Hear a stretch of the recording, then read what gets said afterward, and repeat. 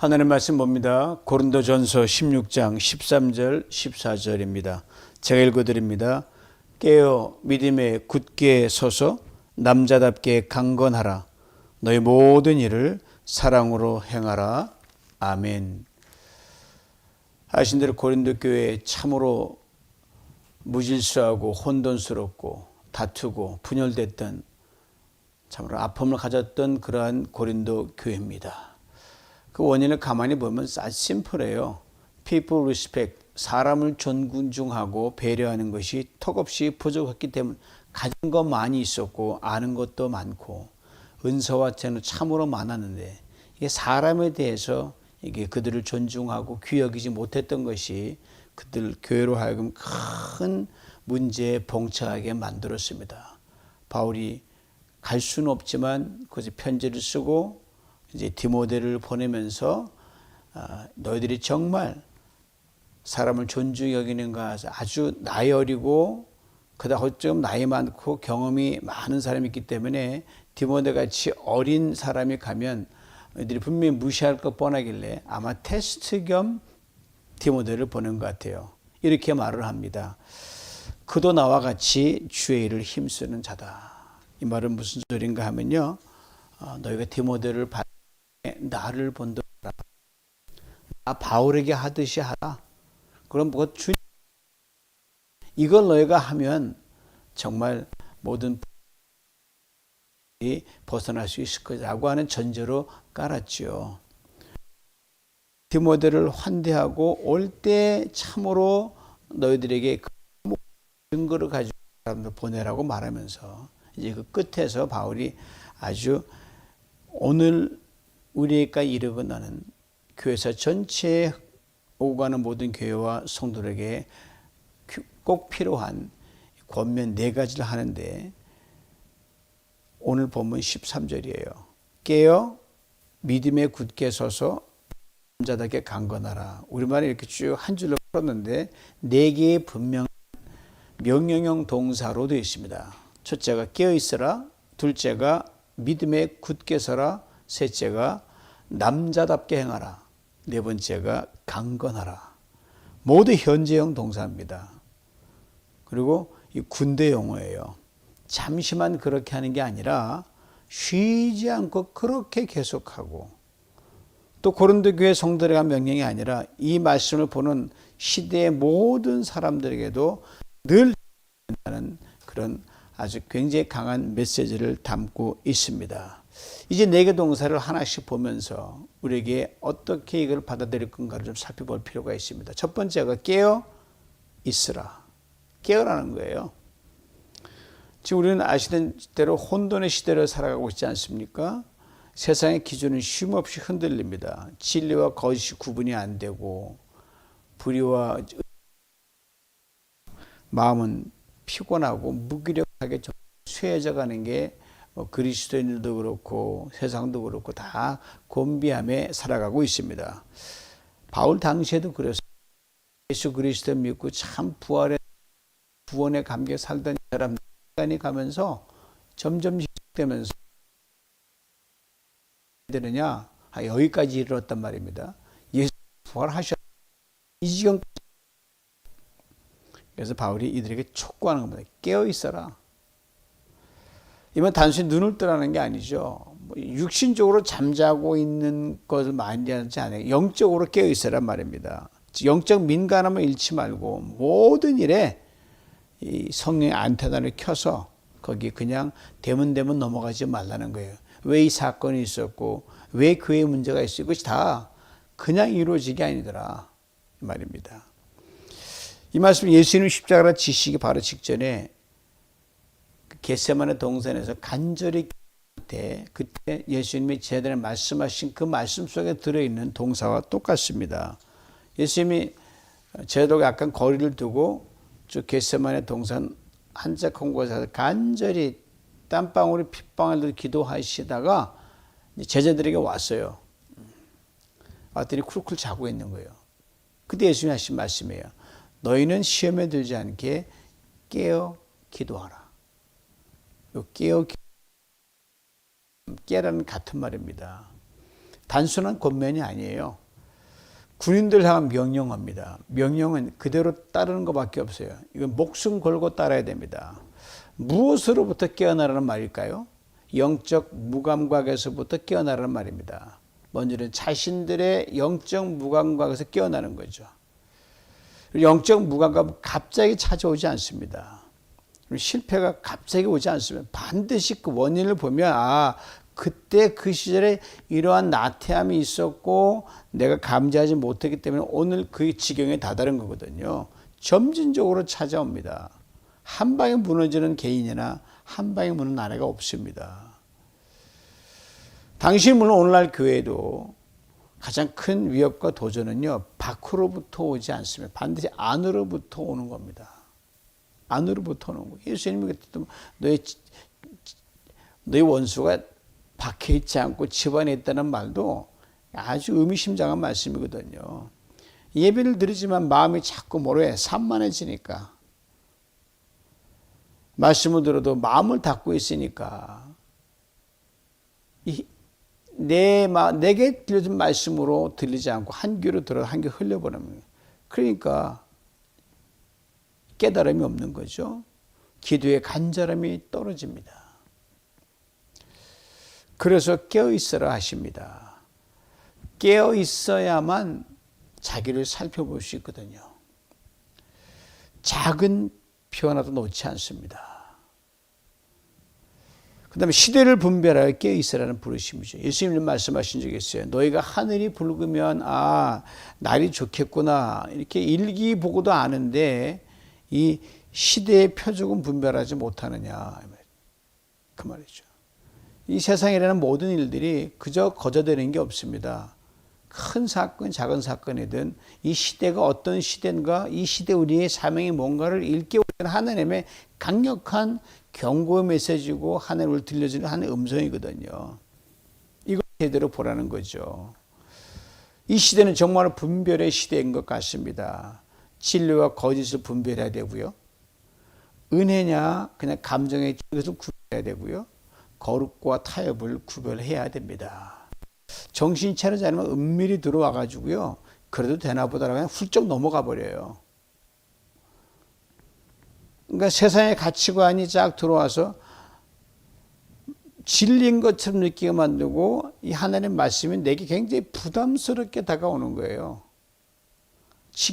그 말씀에 집중하면 그것처럼 쉬운 게 없는데 그 말씀에 집중하지 못하니까 이게 부담스럽게 느껴지는, 짐으로 느껴지는 겁니다. 내가 신앙생활 잘하나 안 하는 것은 기도가 짐으로 느껴지고 말씀이 짐으로도 부담이 되면 그건 조금 궤도 이탈했다는 걸 아시면 됩니다. 그리고 우리 시대에 필요한 성도는요, 뭐 많은 건 아는 게 중요하지 않습니다. 하나도 알아도 정확하게 행하는 게 제일 중요하고요. 이 시대를 많은 정보보다 쏟아집니까? 시대를 이렇게 분별하는 거 하나만 분별하면 됩니다. 다 할 필요 없어요. 이 시대에 이 사건에 하나님 내게 듣는 것. 그 다음에 사랑하는 사람들을 깨어 기도하라는 겁니다. 나 혼자만 깨어있으면 무슨 소용이 있어요? 다 깨어 있어야 되죠. 영적 파수꾼이 되라는 거죠. 예레미야 33장 7절 이렇게 분명히 말씀합니다. 내가 너를 이스라엘 족속의 파수꾼으로 세웠나니. 그럼 어떻게 깨우실 수 있을까요? 다 아는 거예요. 말씀에 꾸준히 자신을 세워 통독을 지금 다음 단계가 멈췄지만 계속 통독을 리피트하고 읽고 묵상하고 그런 거예요. 일어나자마자 시작을 해야 돼요. 아침 시간을 놓치면 금방 지나가 버립니다. 하나님의 말씀이 거울이거든요. 내 상태를 비춰볼 수 있거든요. 짧은 시간에도 맑은 정서를 깨 있으면요, 그 한마디 말씀 하루 종일 나를 컨트롤해 갑니다. 그래서 다윗은 주야로 묵상하는 하나님의 말씀 묵상하는 자가 복이 있다고 말을 했거든요. 기도로 마음을 깨우는 겁니다. 기도는 영적 감각을 깨우치는 호흡입니다. 매일 짧게라도 정해진 시간에 했다 안 했다 하지 말고 필요할 때만 하지 말고 정해진 시간에 아침이면 아침, 점심은 저녁 꼭 집중은 내가 하나님과 약속한 시간이. 그다음에 공동체와 동행하는 겁니다. 혼자서는 결코 신앙생활 할 수 없습니다. 그러니까 저는 뭐 전도 축제했지만 저 혼자 되나요? 제가 아무리 전도 경험했다, 저 혼자는 아무것도 안 돼요. 매번 갈 때마다 늘 떨리는 거예요. 공동체. 얼마나 지난 이번에 전도 축제로 기쁜지 모릅니다. 마켓돈도 나가지 않는 분은 나이 많으신 분들이 그 주보지를 갖다가 동네에 자기 근처에서 끼워놓고 한국 사람이 있나 없나 다 보시면서 그렇게 모두가 하나가 됐거든요. 하나님 역사하시거든요.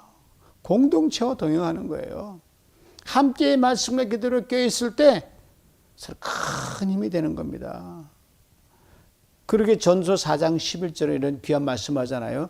두 사람이 함께 누우면 따뜻하거니와 한 사람은 어찌 따뜻하랴. 그렇게 말씀했거든요. 여러분, 우리 공동체 여러분들이 뭐 목장을 하든지 아니면 여러분 우리 일상에서 어느 지체도가 만날 때요. 그냥 만나 밥 한 끼 먹고 헤어지는 게 아니라 만나기 전에 함께 기도하고 헤어질 때 기도하고 이렇게 끈끈한 주영으로 묶여 있다는 걸 확인하면서 가면 엄청난 힘이 됩니다. 우리 무뎌지고 잠든 곳은 어디인지 하나하나 살펴보면서 깨어 있어야 된다고 오늘 본문은 말씀합니다. 전 지금도 잊지 못해요. 직접 들었으니까요. 우리 가나안 농군학교 지금도 있지요. 우리가 한참 어려울 때 부지런하고 훈련을 시켜서 자기 게으르는 것 고 그때 가나안 농군학교 김용기 장로님 지금 천국 가셨죠. 그 장로님이 늘 하던 말씀이 있어요. 조국이여 안심하라 내가 기도한다.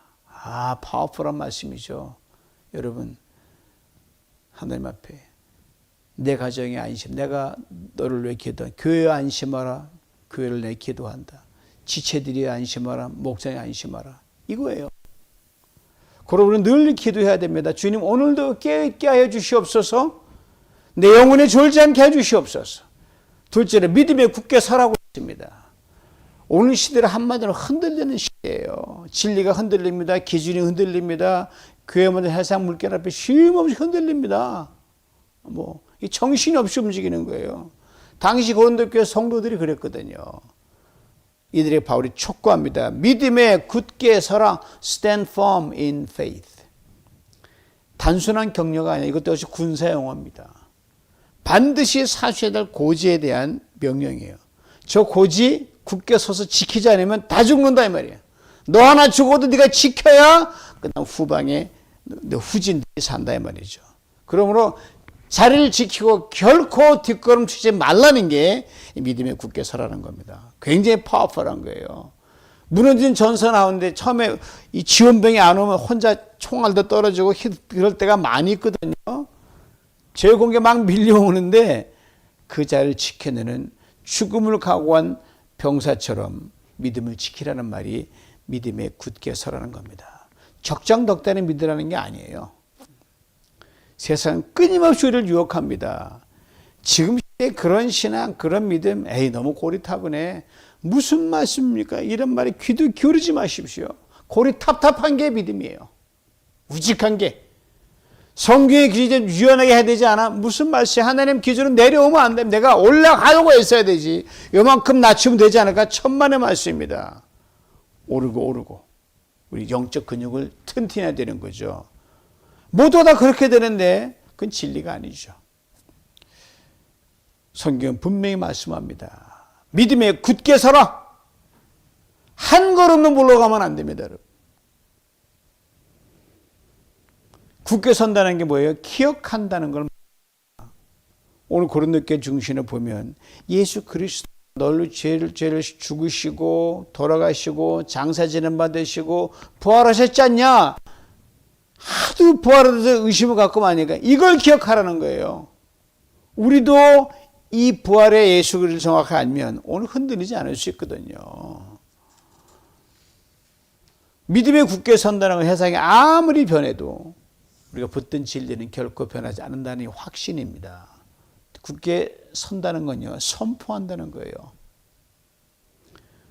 믿음을 지킨다는 그냥 이렇게 조용하게 신념 속에 갇혀서 그냥 생각으로만 이거 왔다 갔다 하는 게 믿음을 지키는 게 아니에요.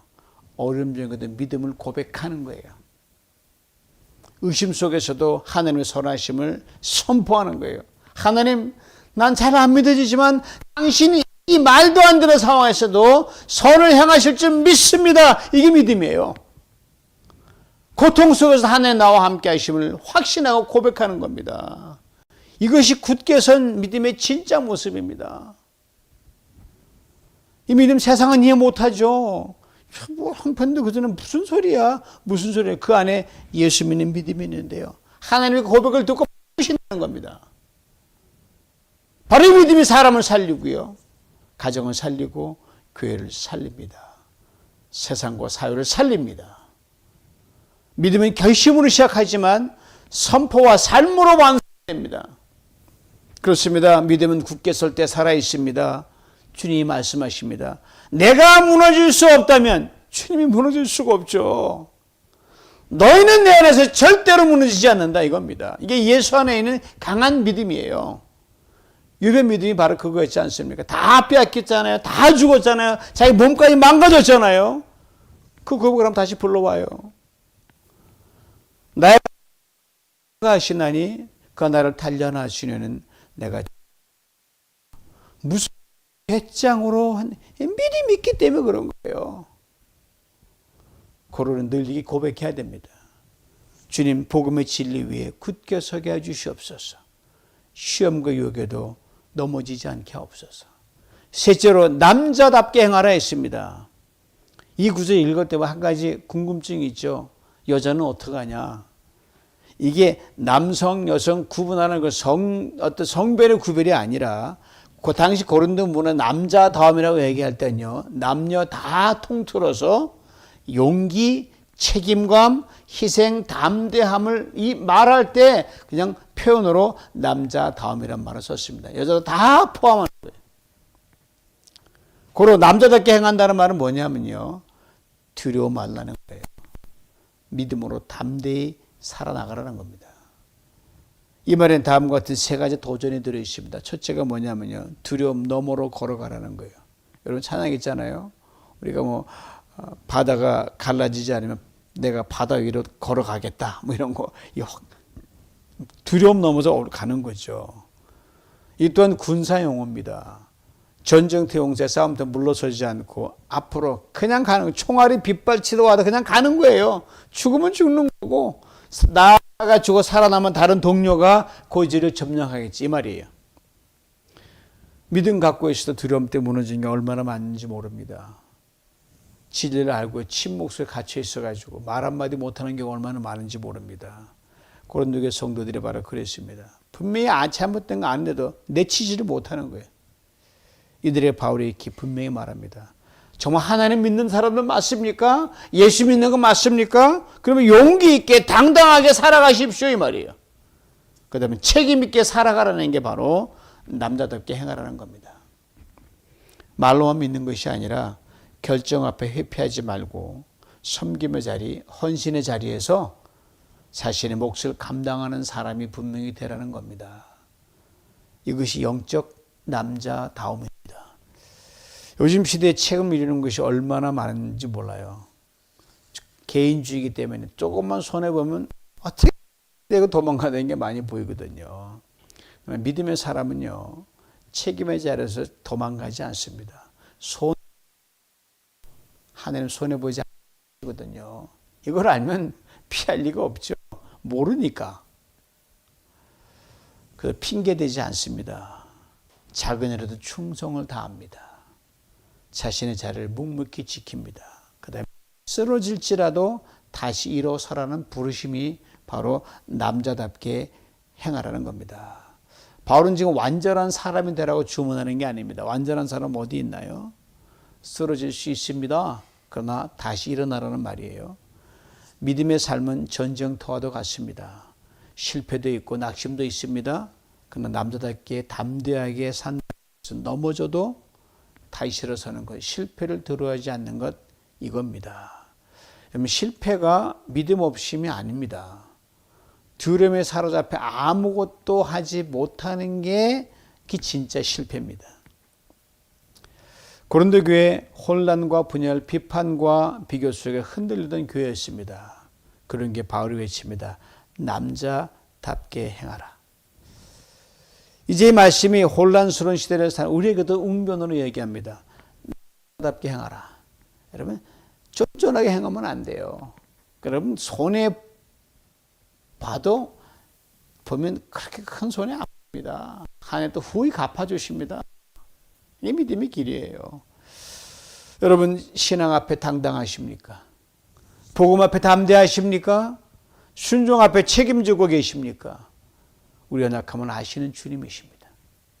때론 뒤로 숨었고 때론 책임을 미뤘으며 때론 쓰러 일어나지 못할 때도 있었지만 오늘 주님이 본문을 또 다시 한번 우리에게 강력하게 웅변 말씀하십니다. 남자답게 행하라. 담대하라. 내가 너와 함께한다. 그를 늘 기도해야 됩니다. 주님 나를 믿음의 용사로 세워주시옵소서. 정말 잘하고 싶습니다. 책임 있게 살고 싶습니다. 손을 보도록 하고 싶습니다. 믿음 선택하게 해주시옵소서. 하나님이 책임지십니다. 넷째 강건하라고 했습니다. 오늘의 시대를 그렇게 부릅니다. 힘을 잃어버린 시대. 관계 속에서도 육체의 피곤함도 밀려오고요. 또 정신과 감정의 혼란 속에서도 아주 곤비해요. 지쳐가는 시대가 요즘 시대라 그러잖아요. 무기력해지고 약해지고 믿음의 삶을 살아내기에도 참 역부족을 느낄 때에는 그리스도의 모습일 때가 있거든요. 그 자신이 없다라고 할 때가 있어요. 이런 우리에게 바울이 말합니다. 강건하라. 이 말이 굉장히 파워풀합니다. 강건하란 말은 힘내 스스로 세워 이 말이 아니에요. 그러면 바울이 이 말 할 필요가 없어요. 스스로 강해지라는 자기의 어떤 의지의 다짐이 아니라요. 이 강건하라는 단어가요. 수동태 명령형입니다. 즉 누군가로부터 힘을 공급받아서 강해지라는 말이에요. 에베소 6장 10절 말씀 봅니다. 끝으로 너희가 주 안에서와 그 힘의 능력으로 강건해지고 보세요. 우리 강건하면 우리 안에서 나오는 게 아니에요. 오직 주님 안에서 주를 붙들 때 주님이 기이한 힘과 능력을 주신다는 겁니다. 내가 아니라 내 안의 역사 성령의 강한 능력으로 그리하는 거예요. 그리고 강건한 외적인 근육이 아니라 내 속사람의 강함입니다. 그러기에 바울은 에베소 교회 성도들을 이렇게 늘 기도했거든요. 그의 영광의 풍성을 따라 그의 성령으로 말미암아 너의 속사람을 능력으로 강건하게 하시오며 강건함은 속사람의 문제이지 겉사람은 병들고 약할 수 있습니다. 그러나 속사람이 강하면요 고난을 견디고 믿음을 지킬 수 있고 소망을 잃지 않습니다. 여러분 연약함 다 있죠. 나이 들어가면 여러분이 핑계가 될 수 있고요. 들어가지만 환경이 어려운 핑계 될 수 있지만 여러분 하려고 해보십시오. 그 나이에도 연약함에도 심지어 병든 그런 가운데서도 하나님 기이하게 여러분과 저를 통해서 당신 일을 이루십니다. 이게 바로 놀라운 일입니다. 다니엘 세 친구는 풀물불 앞에서도 속사람의 강건함으로 풀물불을 견뎌냈고요. 바울은 메르막 감옥에 갇혀 있어도 속사람은 날로 새롭다라고 바울은 고백을 했습니다. 강건함은 사명을 끝까지 감당하게 만들어줍니다. 여기에 우리가 강건해야 되는 이유가 있습니다. 사명이 있는 사람은요 결코 무너지지 않습니다. 할 일 있는 사람은요 결코 하나님이 빨리 들어가지 않습니다. 끝까지 가야 될 일과 해내야 될 일이 있기 때문입니다. 그것이 내 가족을 살리고요 내 교회를 세우고 지체들을 돕습니다. 그리고 다음 세대 믿음의 유산을 물려줍니다. 사랑하는 성도 여러분, 강건함은 단거리 경주가 아닙니다. 지속해서 믿음을 살아내는 아주 마라톤 장거리 경기예요. 한 방에 잘 되는 일은 없습니다. 꾸준한 거예요. 그리고 강건하다는 말은 부담스러운 명령도 아닙니다. 우리 약한 자에게 주시는 위로요. 지친 자에게 주시는 초청입니다. 바울의 고백을 들어보세요. 내가 약할 때에 곧 강함이라. 내 힘으로는 약해서 아무것도 못하지만 내 약함 속에서 주님 의지할 때 희한한 힘을 주시는 거거든요. 바울이 고백하는 거예요. 내가 능력 주시는 자에서 내가 모든 걸 할 수 있느니라. 이게 뻥이 아니에요. 파워풀한 고백이에요. 바울 주님이 주시는 게 강건함으로 끝까지 사명의 길을 달려갔고요. 그리고 이렇게 고백해서 그의 마지막 고백, 죽기 얼마 전에 고백을 들어보십시오. 나는 선한 싸움을 싸우고 달려갈 길을 마치고 믿음을 지켰으니 이제후로는 나를 위하여 의의 면류관에 예비되었으므로 주 의로우신 재판장이 그날에 내게 주실 것이며 내게만 아니라 주의 나타나는 사모하는 너희 모두에게도 동일하게 주시리라. 여러분 오늘과 내일 나그네 인생 갈 때 참 여러분 정말 선한 싸움 싸우려 하면요 이 바울의 고백이 우리 고백이 될 수 있습니다. 여기는 우리의 병약함도 우리를 넘어뜨리지 못합니다. 연약함도 가난도 나이도 결코 우리를 해방하지 못합니다. 고로 주님이 각자 말씀하십니다. 내가 너를 강하게 하리라. 내 능력이 너에게 머물리라. 고로 널리 기도해야 됩니다. 주님 내 힘이 아닌 주의 능력으로 살게 하여 주시옵소서. 속사람을 날마다 강건하게 해주시옵소서. 이 바울의 4개의 명령 도서 다시 한번 불러옵니다. 깨어있으라, 믿음에 굳게 서라, 남자답게 행하라, 강건하라. 그런데 이어지는 구절이 아주 의외입니다. 너희 모든 일을 사랑으로 행하라. 위 4개 동 전부 군사형이 아니라 그냥 군장 탁 그냥 당장 총 들고 돌격하는 건데요. 사랑하면 굉장히 약해 보이잖아요. 그러니까 전투복 딱 놓고 꽃 한 송이 꽂아주는 그런 상황이에요. 어울리지 않지만 아주 강한 군인들에게 부드러움을 입혀주는데 이유가 있어요. 사랑에 빠진 강함은요 결국 사람을 무너뜨리기 때문입니다. 그렇습니다. 사랑 없는 깨어있음은 비난입니다.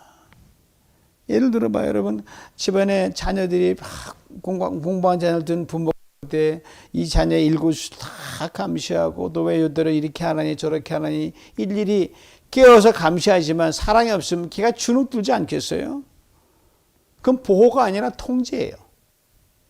그러게 깨어있을 때 사랑이 있어야 관계가 살아납니다. 사랑 없는 믿음은 교만입니다.